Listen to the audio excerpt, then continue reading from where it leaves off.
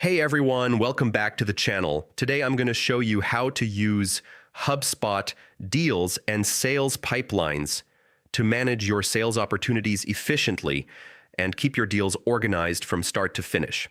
Start by logging into your HubSpot account and navigating to the CRM section.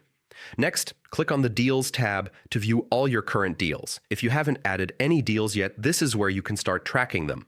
To add a new deal, click on Create Deal and fill out the form with all the relevant details, such as the deal name, associated company, and estimated close date.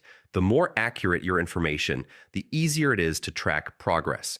After entering the details, assign your deal to the appropriate sales pipeline.